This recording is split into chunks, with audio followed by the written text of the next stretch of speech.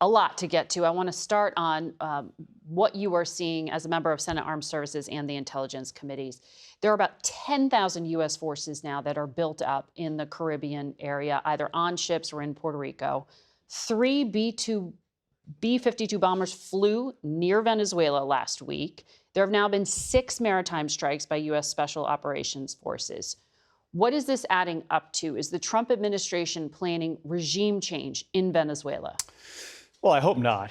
Regime change hasn't ever really worked out well for us as a nation where we've supported that, whether it was in Vietnam, Cuba, Iraq, Afghanistan. It doesn't go the way we think, and it puts a tremendous number of Americans in harm's way, the U.S. military, the guys flying those missions now in B-52s close to the coast. Those folks are at risk. Members of the United States Navy now in this operation, which is clearly, traditionally, a law enforcement operation, now escalating to something maybe, as the president talks about regime change. I think this is the wrong move for this president.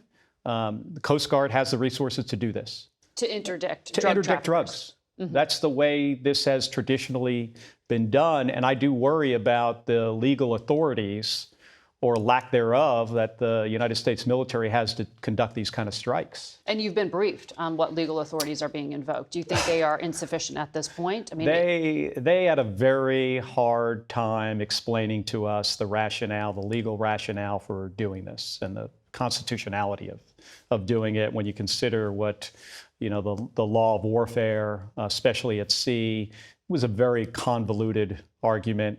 It also included, by the way, a secret list of over 20 narco organizations, drug trafficking cartels. They wouldn't share with us the list. So the brief we got was had a tremendous number of holes in it. And they had to go round and around to give us the legal rationale for doing this. And what I worry about, Margaret, are all these young military personnel that might find out months from now that what they did was illegal. And then you get to, what are we trying to accomplish here? We want to keep fentanyl out of the United States. And I don't know how widely known this is, but those routes through the Caribbean on boats are predominantly used to bring cocaine to Europe. To Europe? Yes. Not to U.S. shores.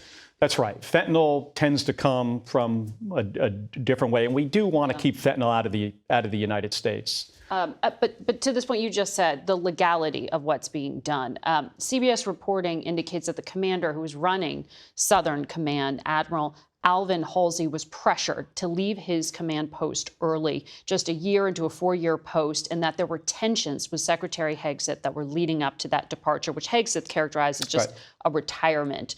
You speak to the top officers. Can they, with confidence, refuse unlawful orders without fear of retribution or even losing their pensions? Well, I don't know about losing their pension. They should. This is more important than any single person. This is about our democracy at this point. And those admirals and generals, they need to speak truth to power. I've had conversations with the most senior members of our military about this specific thing.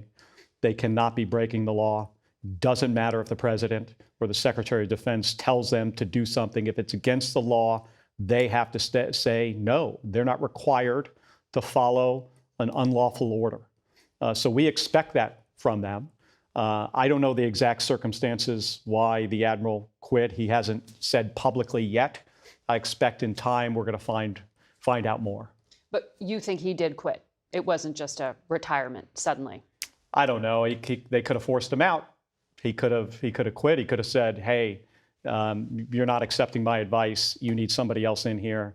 I don't know. I hate to speculate about it. He had a long service in the U.S. military, 37 years. Highly decorated, and a tremendous leader. I appreciate his service to this country. All of us, all U.S. citizens would be better served if this administration listened to the advice of those military leaders, especially the Secretary of Defense, who thinks he is really good at this. He should have never had this job. He was unqualified for the job. And in my view, the president should have fired him multiple times.